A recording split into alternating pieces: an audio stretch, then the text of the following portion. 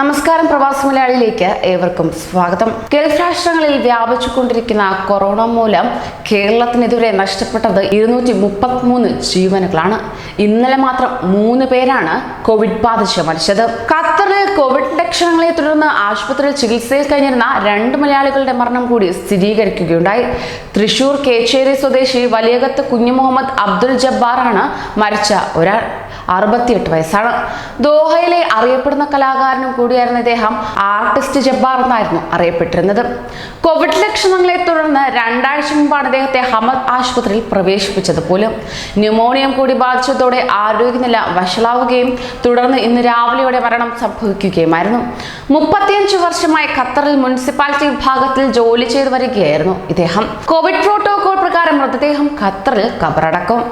കൊയിലാണ്ടി സ്വദേശി സഫ മൻസിൽ റഹ്ന ഹാഷിമാണ് ഖത്തറിൽ മരിച്ച മറ്റൊരു മലയാളി. 53 വയസ്സാണ്. ഇൻഡസ്ട്രിയൽ ഏരിയയിലെ ഹമദ് ആശുപത്രിയിൽ ചികിത്സയിലിരിക്കെയാണ് മരണം സംഭവിച്ചത്. കുടുംബത്തോടൊപ്പം ദീർഘകാലം ഖത്തറിലുണ്ടായിരുന്ന ഇവർ പിന്നീട് നാട്ടിലേക്ക് മാറിയിരുന്നു. 2 മാസം മുമ്പ് വിസ പുതുക്കാനായി ഖത്തറിലെത്തിയതായിരുന്നു ഇവർ. കോവിഡ് പ്രോട്ടോകോൾ അനുസരിച്ച് മൃതദേഹം ഇവിടെ തന്നെ ഖബറടക്കുന്നതായിരിക്കും. കൂടുതൽ പ്രവാസി വാർത്തകൾക്കായി ഈ ചാനൽ സബ്സ്ക്രൈബ് ചെയ്യൂ.